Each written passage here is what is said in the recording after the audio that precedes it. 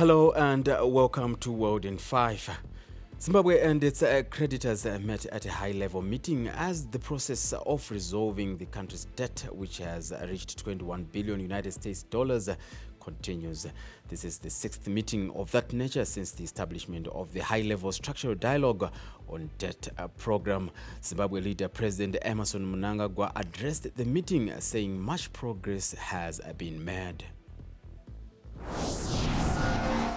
Zimbabwe says it remains committed to clearing the country's debt, which has reached 21 billion United States dollars.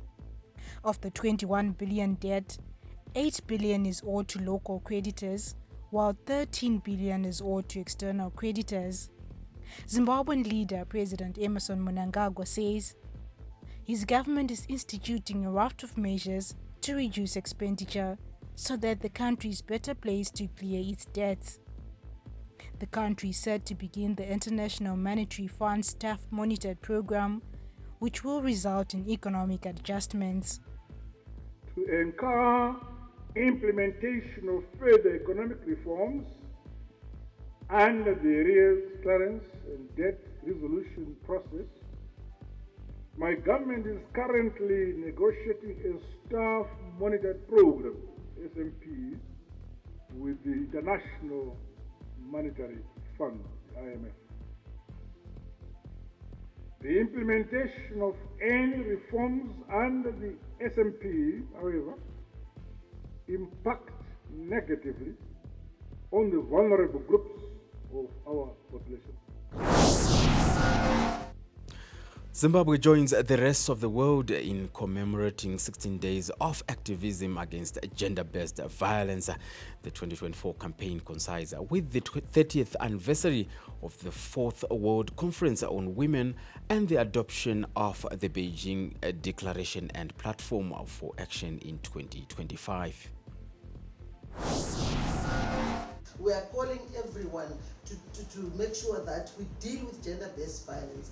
At community level, we have got our officers from this ministry who are holding meetings with communities, whether it's religious leaders, whether it's traditional leaders, everyone who carry influence with the people. Widows and other vulnerable women in Masvingo's Mucheke suburb have been given a new lease of life thanks to an empowerment program by government in partnership with the International Labour Organization, the African Development Bank and the city of Masvingo. Journalists who attended the United Nations Development Reporting Workshop in Masvingo last week told the market to get an appreciation of its operations. Certain Prime spoke to the chairperson of the market, Blessing Mutume, who said the project is uplifting their lives. Tinofara kushandira panzvimbo ino nekuti takaitwa chinhu chakanaka tinenge tiri pano nguva yedu zhinji kubva patakanga tisina pekutengesera taitengesera muroad saka muroad taisangana nemachallenges taidzingirirwa nemapurisa tichitorerwa maorder edu but muno mutirikutengesa zviri safe hapana anotidzingirira ende kubva patakatanga kuuya mumusika muno mupenyu hwedu hwakatanga kuchinja takakwanisa kubhadharwa vana vedu mafizi takakwanisa kutengawo chikafu kumba tichichengeta vana. 50-year-old Modesta Majadu, a table owner who uses a wheelchair, said the project is a welcome development as she is no longer fighting a cat and mouse game with the council authorities for unauthorized vending. Ingo Market is built adjacent to the ECD center that enrolls children of market traders and gender-based violence one-stop center. Ndakungotenda nekuva pano kwangu ndaimbotengesa asi ndaitengesera panze apo tichidzingirira nekanzuru zuva nezuva pamwe tichotoregwa zvinhu zotevera ikoko unobhadhira kana $20 but ino aizondinzwisisa nenyaya yekuti ndiri muuche vongotitora zvinhu zvenyu asi musadzokera paya asi ndaingodzokera nokuti ndo pandairaramira mangwana voya futi voti takati chii ndoti aiwa ndine urombo asi handina pararamo yandinozowana saka vakabva vazoti kwaita musika ichavapo chigara manyoresa ndobva ndanoaplya musika ndobva vazondifonera vakati musika wenyu wavapo. Girl Child Advocacy Group, the Tuseme Club at the Madziwa Mine Secondary School in Shamva, kicked off the 16 days of activism against gender-based violence by organizing a girls' soccer match.